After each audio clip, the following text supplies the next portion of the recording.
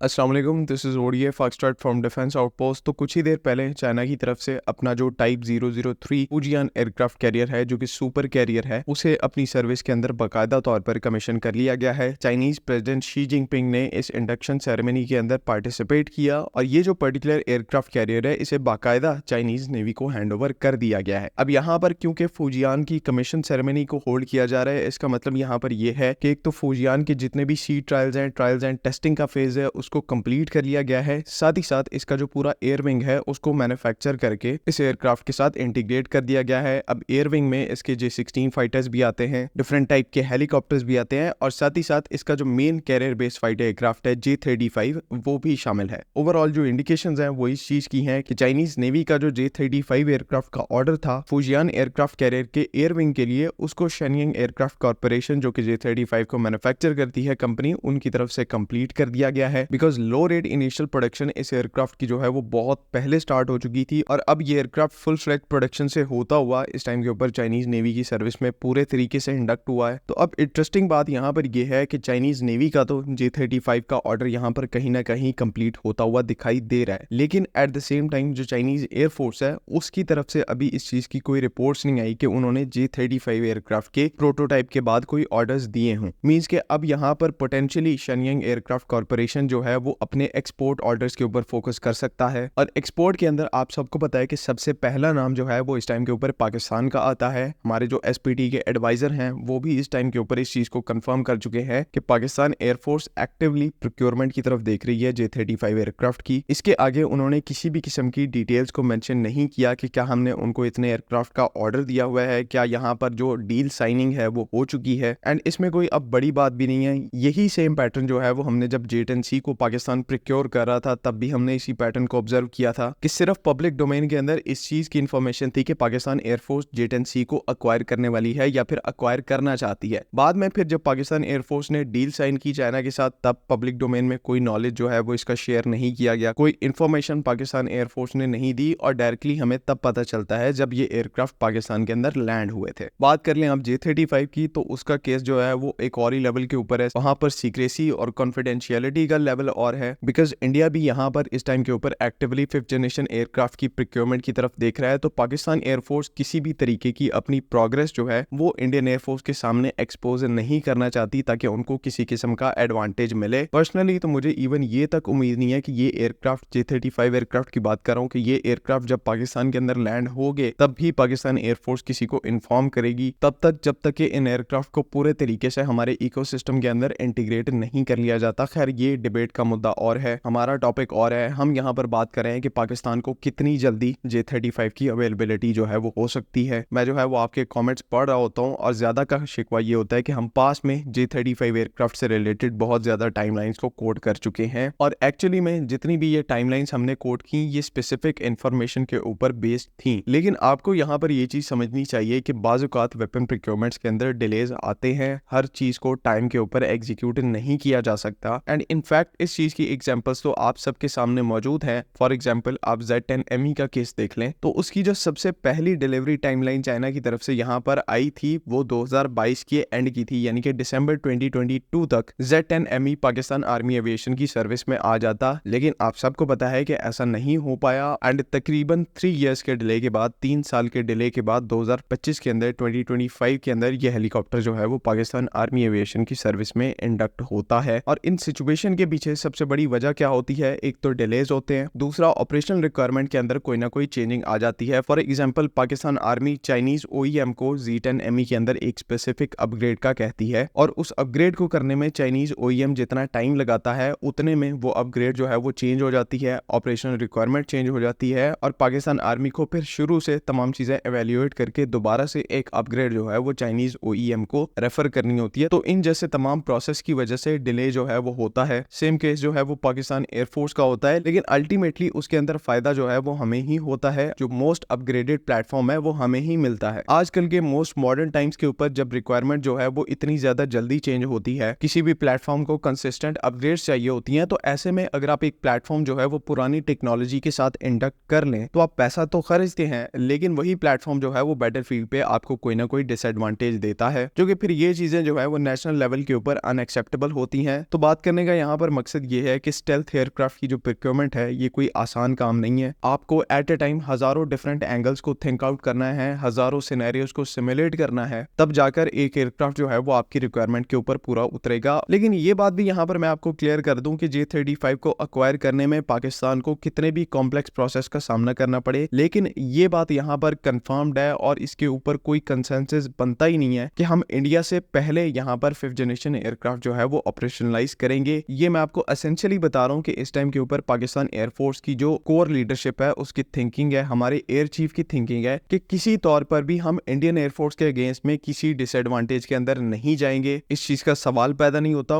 उल्टा यहाँ पर उनके किसी भी 5th जनरेशन एयरक्राफ्ट को ऑपरेशन करने से पहले पाकिस्तान एयरफोर्स के पास एक full flash 5th generation aircraft जो है वो ऑपरेशनल होगा। तो आप सबके लिए J-35 एयरक्राफ्ट की पाकिस्तान के अंदर इंडक्शन की टाइमलाइन को गेस करने का एक आसान तरीका है कि आपको पता हो कि इंडियन एयरफोर्स अपना 5th जनरेशन एयरक्राफ्ट कब तक ऑपरेशनल करने वाली है, कब तक उसको इंडक्ट करने वाली है, और उस डेट से फिर 1-2 साल पहले की जो टाइमलाइन है उसको आप अज्यूम कर सकते हैं कि ये पाकिस्तान एयरफोर्स के अंदर J-35 के इंडक्शन की टाइमलाइन होगी। ये सिनेरियो यहाँ पर आपकी कंफ्यूजन को थोड़ा सा दूर करने के लिए मेंशन कर रहा हूँ कि अगर इंडियन एयरफोर्स प्लान करती है 2028 तक Su-57 की इंडक्शन को, तो आप सेफली यहाँ पर अज्यूम कर सकते हैं कि 2026 तक पाकिस्तान एयरफोर्स कैसे भी अपना जो J-35 एयरक्राफ्ट है उसको ऑपरेशन कर लेगी। कम से कम इस पैटर्न के अंदर यहाँ पर किसी किस्म का भी डाउट जो है वो एग्जिस्ट नहीं करता। बाकी ये चीज आप सबके सामने है कि पाकिस्तान एयरफोर्स की क्विक थिंकिंग एबिलिटी को और चाइना की रैपिड मैन्युफैक्चरिंग कैपेबिलिटी को अगर आप कंबाइन करते हैं तो जिस तरह से J-10C को हमने अपनी सर्विस के अंदर एक रिकॉर्ड टाइम के अंदर इंडक्ट किया था, J-35 का जो केस है वो भी फ्यूचर में इसी तरह से होगा। आई होप कि तमाम चीजें यहाँ पर क्लियर हैं। अगर इनसे रिलेटेड कोई भी कंफ्यूजन है तो काइंडली आप कमेंट्स में जरूर पूछ सकते हैं। बाकी अगली वीडियो तक के लिए अल्लाह हाफिज। पाकिस्तान जिंदाबाद।